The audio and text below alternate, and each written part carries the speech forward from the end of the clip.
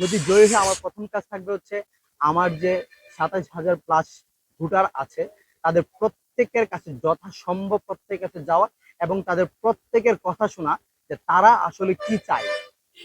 আমরা আমরাও শিক্ষার্থী, তারাও শিক্ষার্থী।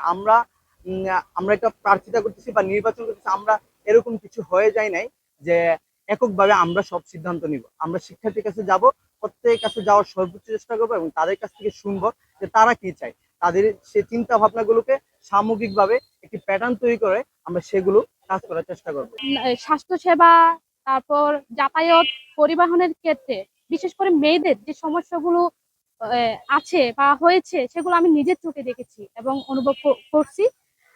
সেক্ষেত্রে আমার প্রতিশ্রুতি হবে এবং লক্ষ্য হবে আমি ওদের নিরাপত্তা, বিশেষ করে ছাত্রীদের নিরাপত্তা বিষয়ক নিশ্চিতকরণ, তাদের স্বাস্থ্যসেবা যেন সহজলভ্য হয় সেদিকে লক্ষ্য রাখবো এবং তাদের যাতায়াতের যে কষ্টটা হয়, যে আবাসনের যে হয়রানিটা হতে হয়, সেক্ষেত্রে আমি দ্রুত পদক্ষেপ নেওয়ার চেষ্টা করব।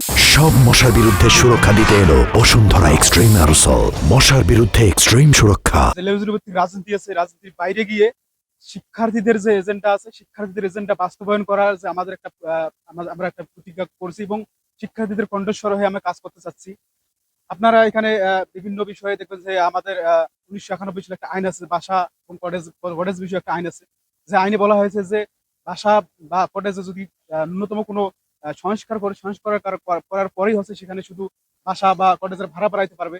কিন্তু আমরা দেখতেছি যে কোনো সংস্কার ছাড়াই প্রতি বছর বাসা ভাড়া বাড়াইতেছে, কটেজ ভাড়া বাড়াইতেছে। তো এটা হচ্ছে যে এটা বিশ্ববিদ্যালয়ের আইনের পরিপন্থী একটা বিষয়।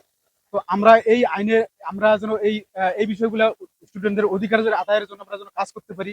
পদে নির্বাচন করার মূল কারণ হলো আমি যেন দল মত নির্বিশেষে সবার জন্য স্বাধীনভাবে কাজ করতে পারি, কোনো দলের যাতে বাধার সম্মুখীন না হয় এবং যারা আমার শুভাকাঙ্ক্ষী আছে, আমার বন্ধু বান্ধব, বড় ভাই ছোটো ভাই, তারা আমার উপর বিশ্বাস রাখছে যে আমি এই যে পদে নির্বাচিত হলে তাদের জন্য অধিকার আদায়ে কাজ করতে পারবো। এবং আমি নির্দিষ্ট কোনো প্রতিশ্রুতি এই মুহূর্তে দিতে চাই না।